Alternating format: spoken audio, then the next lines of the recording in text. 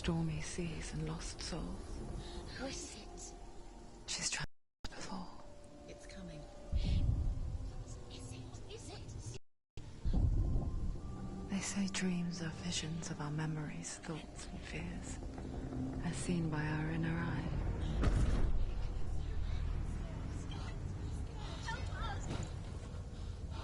But what if each one of us is always dreaming, even when awake? And we only see what our inner eye creates for us. Is this what hell is? A world shaped by Senua's nightmares.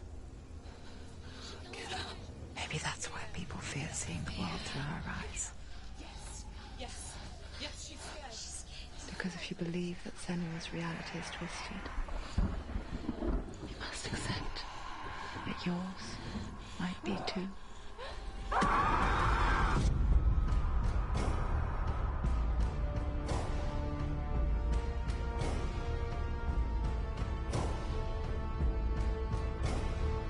Hellblade: Senua's Sacrifice is a video game about Senua, a Celtic warrior on a vision quest into Viking territory. But what sets our hero Senua apart is that she suffers from severe psychotic mental illness. He knows she's getting closer. He can feel her coming closer. She's getting closer. They're watching. The original idea for Hellblade was to create a classic hero's journey, a journey of suffering, but one where the fantasy world is not another planet or alternate universe, but a world that is constructed in Senua's mind. But to do so would mean putting psychotic mental illness at the center of the experience, a subject that is still considered taboo, and a challenge that was both terrifying and exciting in equal measure. In Hellblade, the starting point was a newly discovered Celtic goddess called Senua in Ashwell, Hertfordshire.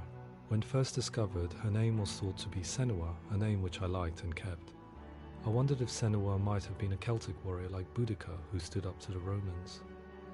While the Romans had conquered all of Europe, there was a group of Celts up in the furthest reaches of the Roman Empire that could not be conquered, the Picts. And so the Romans built a wall, called Hadrian's Wall, that spans across Britain from sea to sea to keep the Pictish barbarians at bay.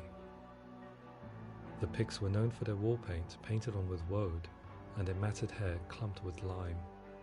And so Senua would be a barbarian Pict in this image. What's your name? Senua. I haven't seen you before. I don't live home much. Oh, Zeno's daughter. I have to go. Wait.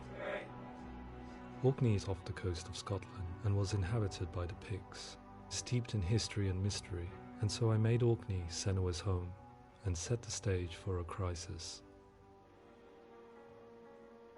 In the late 8th century, the first Vikings landed on the Orkney Islands. The population of the Picts crashed thereafter, replaced by the Norsemen of the 9th century. Were they wiped out? We don't know for sure, but it would seem likely given the reputation of the Vikings. The Northmen's brutality is legendary. High-ranking leaders and chieftains of the tribes they conquered were often offered as sacrifice to their gods. The most brutal of these sacrifices was known as the Blood Eagle. I imagine Senua as a young female warrior who returns home from exile to find her partner, Dillion, brutally sacrificed to a Norse god by these hellish warriors from a faraway land. I imagine the horror of this moment and how it would have dragged her deep into mental torment.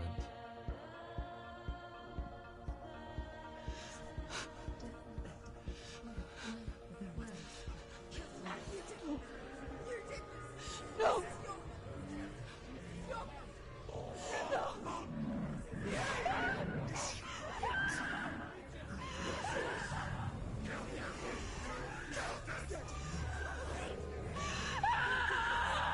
I came to learn that the Celts had a sophisticated and nuanced perspective on the nature of mental disorder.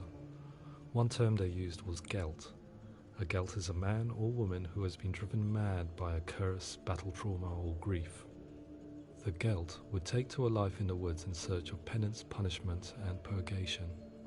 And so Senua became a gelt, cursed by darkness, looking for redemption in the wilds.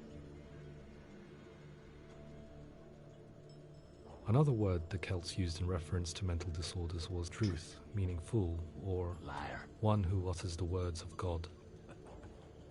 They tell of the mad sinner who flees battle into exile and takes on a beastly nature, growing feathers on his body.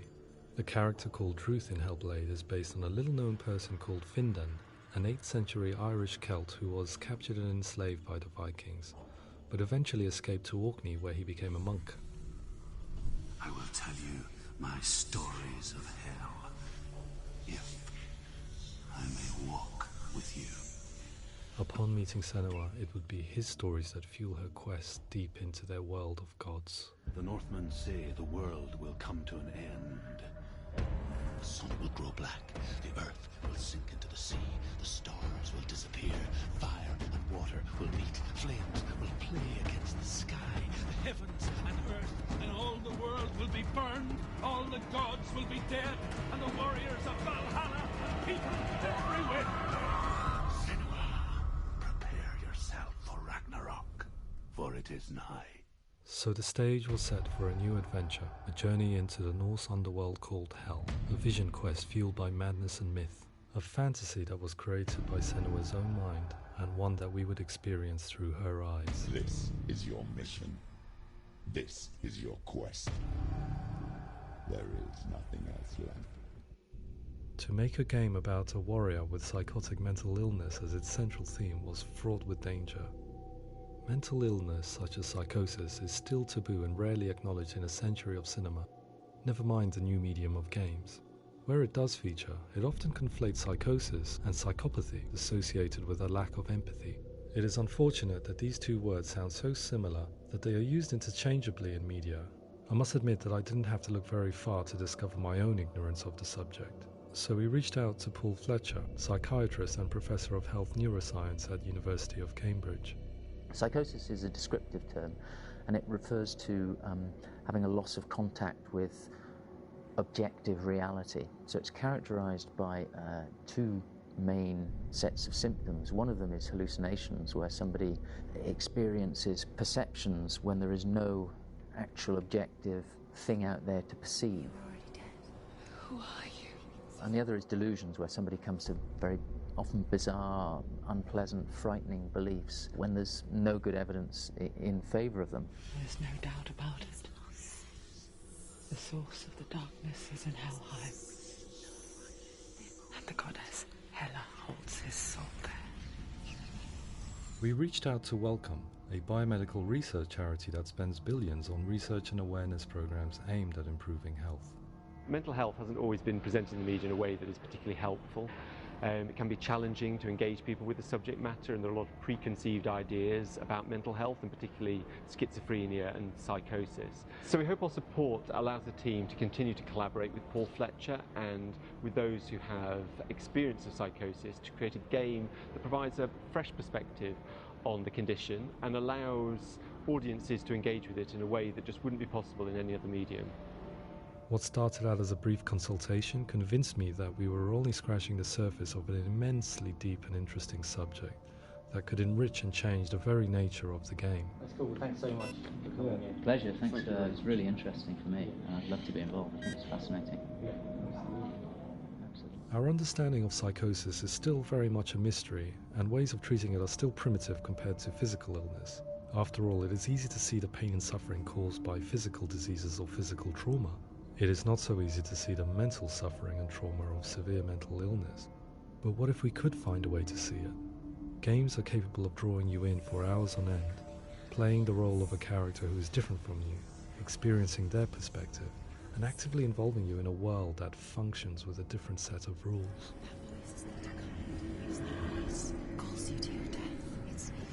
If we were to represent Senua's psychosis, we would have to simulate voice hearing, a common attribute. But how can we simulate something we have no first-hand experience of? Professor Charles Fernyhough, a leading expert in voice hearing from Durham University, offered his help. Hearing voices is an experience that is usually associated with severe mental illness, and crucially we know that hearing voices is a part of ordinary life for many people who don't meet the criteria for mental illness. Yeah. Oh, that's not him in real life. We know voices vary according to where they appear in space. Voices can appear far away in the distance, they can appear right there in your ear, they can seem to be coming from inside your head. Based on the information Professor Fernie Ho provided, I put together a sound brief and invited some actors to the studio. We recorded the actors using a binaural microphone, which records the 3D spatial position of sound, replicating the way sound is heard by human ears. It gives you an incredible sense that the person you are listening to is right there beside you.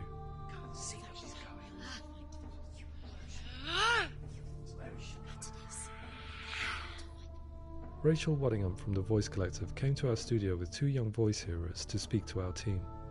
We talked at length about their experiences and they listened to our tests, giving us feedback on how we could improve on it.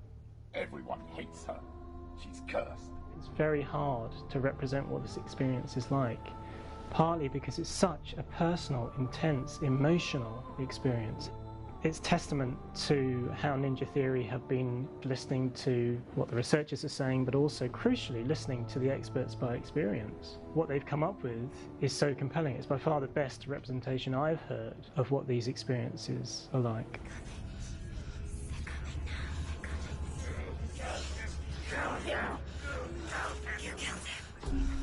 Other common attributes of psychosis are visions and flashbacks. We met with Recovery College East, who work with and care for people recovering from severe mental disorders. A group of service users gave us their first-hand account of what they experience. Sometimes when the visions or what we're seeing is too much, it becomes more difficult until eventually we perhaps don't see anything. The people we spoke to, the stories they told, were fascinating, harrowing and mind-boggling. The reality of what people experienced was vivid, far exceeding what I could possibly have imagined. We went away itching to represent some of these visions and flashbacks in the game. Hands will know my heart is so, love is so far away. Don't you know how I wanna feel deeper? I could never know how you grow, all these days are killing me. Now I see deep in me insanity does unfold. I just wanna feel deeper, deeper. I just wanna feel deeper, deeper.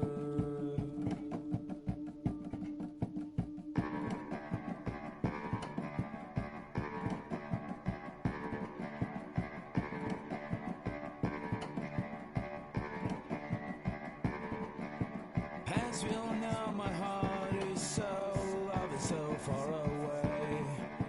Don't you know how I wanna feel deeper?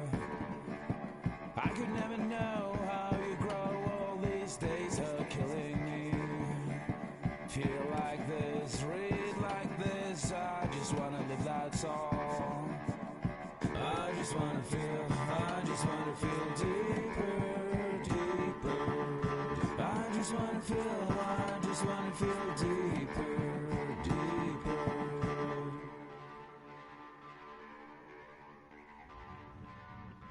To refine our work, we continue to hold meetings with Recovery College East over the course of a year and a half, showing them what we had achieved so far and refining the in-game representations based on their feedback.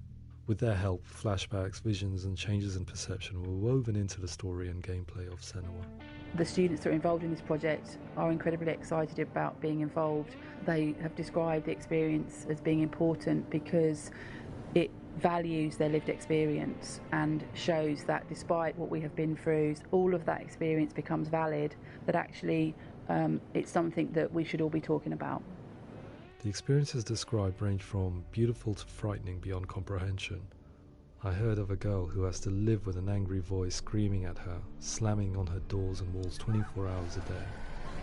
I met someone who would often see hanging corpses in a room, so real that she would sometimes try to rescue them. The panic and fear that comes with such visions is entirely understandable, and it can be a living horror for some.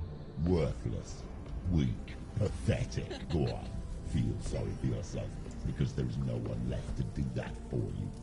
I was urged by one fellow that we should not shy away from showing this horror, and so I was perpetually torn in making Hellblade. Had we gone too far with our representations or not far enough? broken and lost. Just like your sword. Come on.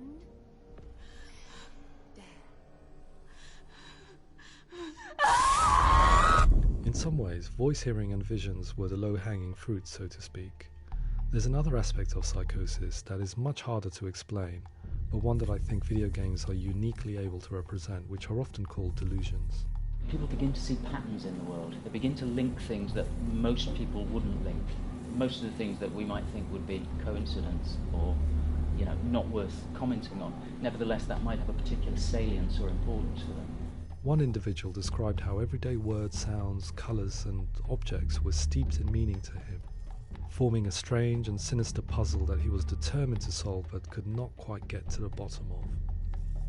It's not just brain dysfunction. It's not like the system shut down. It's actually an incredibly creative process. The person creates a world populated with voices and phantasms and terrors, and they're completely immersed in it. They believe in it. We often invite people into the studio to play the game. In one of our playtests, they played through much of the game, making associations between runes, secret messages, and the threat of darkness that stalked them. There are many things that happen in the world of Hellblade that make perfect sense within the context of Senua's mind. The dark rot that's killing her slowly from within, the secret runes of the gods that block her path to Helheim, and strange associations that exist in the game to confuse you. To complete Senua's quest, you have to internalize and accept the logic and meaning behind these things to progress. Afterwards they said that they didn't see much evidence of mental illness in the game. People with delusions of all sorts would argue the same thing, that they are not aware of their experience being abnormal in any way. I need this sword. It's important. Representing perception changes and thinking patterns within Hellblade gives us a set of symptoms common in psychosis. But people with lived experience were keen to emphasize another point, that it is wrong to define a person by their symptoms. Quite often, the illness comes not from the symptoms, but from the stigma, isolation and mistreatment that comes about from the rest of society. They say that I'm cursed. What if they're right?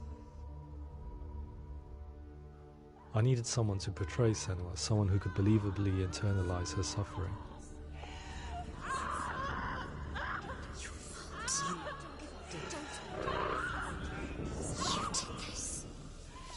Melina Juergens, our video editor, had been a stand-in for Senua over a few months while we perfected our motion capture techniques.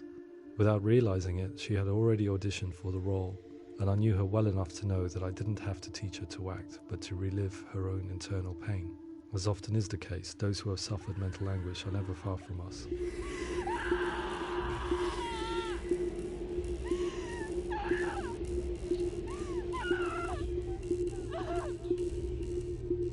My hope is that by creating a compelling and aspirational character in Senua who feels very much real, albeit in a fantasy setting, we can provide a lens into her reality, a different one to yours, and this is where storytelling comes into play. I imagined her life based on common threads in real people's lives. She was always prone to psychosis as a child. Her mother Galina also heard voices and had visions, so perhaps there was a genetic aspect. Or perhaps it was cultural, as she lived within a world without science, of gods and a superstition, as exemplified by her druid father Zimbal. Psychosis developed in her late teens to early 20s and was exacerbated by stigma and isolation at the hands of the clansmen and her father. This darkness. It's spreading. The trauma of seeing her lover Dillian sacrificed tips her over the edge, making her remodel her reality around a concept that connects everything: the darkness. So the question, is what Senua experiences real? Can only be answered by saying, yes, it is real. It is her reality. All of her suffering will have been for nothing. It's just a matter of time. Towards the end of the project, service users and professionals that had collaborated with us were invited to see the near-final game. It was a chance to see if the game had reflected their views or if it had misrepresented them. For me, being involved in especially developing Senua's character has been really important, and being able to bring in my perspective and what I see and what I hear and having that built into the game has been a real privilege. It's gritty and it's meaty, and there are some tough subjects in there that are being tackled with honesty.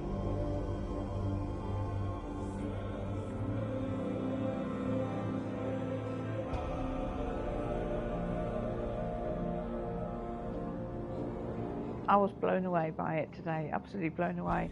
It was just fantastic to get the opportunity to use our lived experience in a very creative way. There's nothing tokenistic about the work we've put in. It feels like we've been listened to, things have been taken on board, and I think there was a lot of realism in the game itself, and it feels very authentic.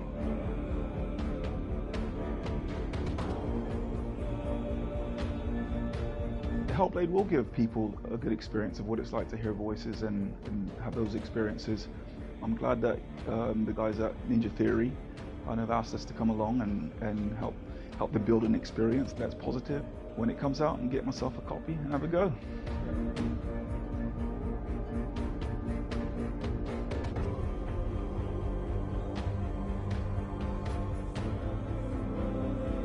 I think all the way through I was really inspired by how the conversations have translated into the game in a way that I think I didn't imagine was possible. So wonderful, really wonderful.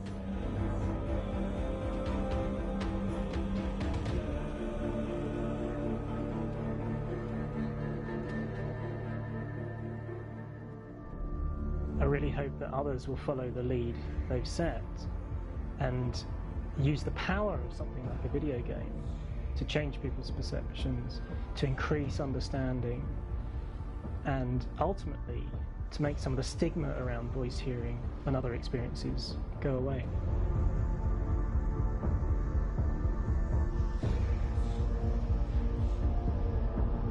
For me, it was really exciting to see something that I explore scientifically being represented so beautifully in a character who's trying to penetrate the mysteries of the environment in which they've been placed, with all of this strange uncertainty and noise and conflicting information that they're getting. I'm very excited by this way of trying to represent mental illness, because I think it actually might be offering us insights that we wouldn't get from pure scientific explorations, and actually giving us quite an empathic view of what it might be like.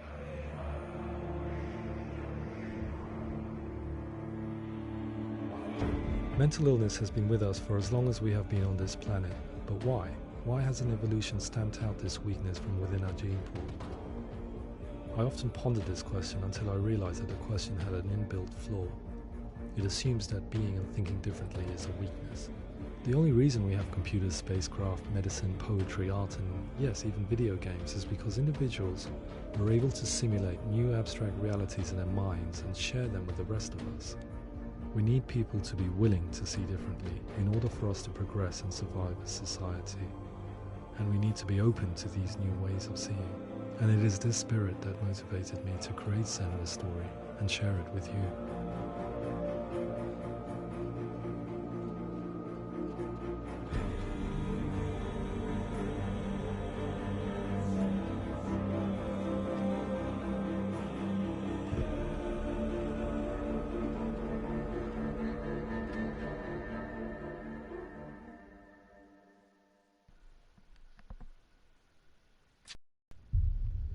Alrighty, this is it.